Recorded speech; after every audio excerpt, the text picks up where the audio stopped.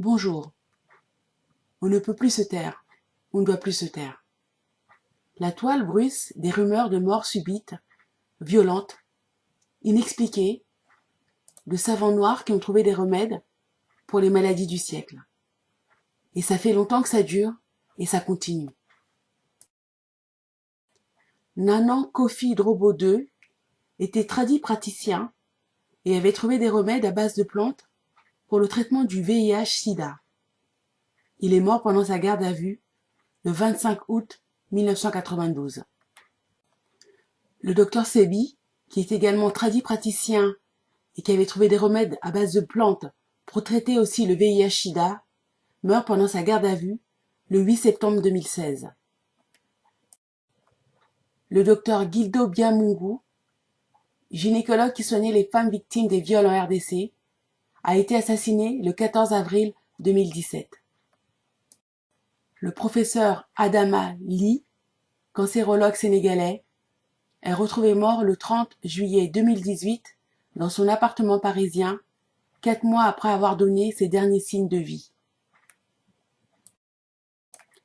Le docteur Dieudonné Manenga du Congo RDC, qui a mis au point un remède contre le paludisme à base de l'artémisia, est assassiné le 16 septembre 2019.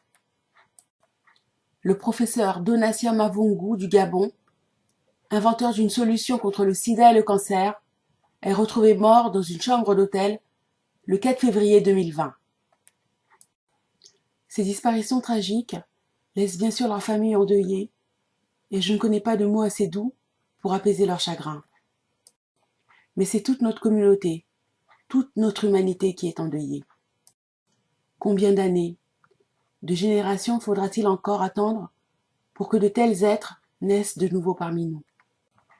Sur le plan politique déjà, depuis les indépendances sanglantes, nous attendons encore les remplaçants de Patrice Lumumba, Thomas Sankara, Kwame Nkrumah, Sylvanus Olympio, Ange Diawara, Marcus Garvey, Marien Ngouabi, Pierre Moulélé, Gaston Souminialo, Ruben Nyobé et bien d'autres encore.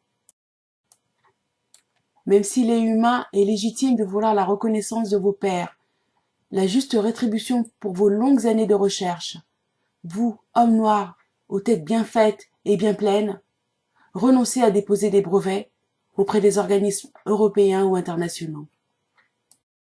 Au mieux vous serez copiés, au pire éliminés, parfois même de la main de vos propres congénères. Les enjeux de la santé ne sont plus étatiques, mais mondiaux. Les intérêts colossaux de ces Goliaths de l'industrie pharmaceutique ne laisseront pas les David de la recherche africaine, ressortissants d'États démissionnaires et incapables de les soutenir, une chance de les priver de leurs profits juteux.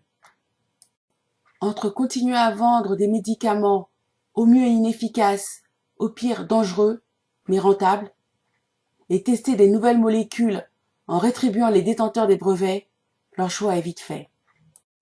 Alors, de grâce, vous qui avez découvert une thérapeutique efficace, gardez le silence pour rester en vie très longtemps encore. Pour vous, pour vos proches, pour nous. Car si dans la modestie de ces vies imposées par les rapaces qui nous gouvernent, vous ne soignez pas les maux de nos pères, de nos mères, de nos frères et de nos enfants, qui le fera?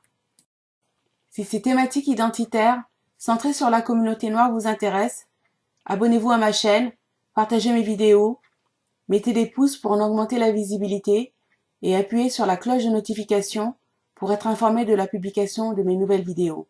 Merci.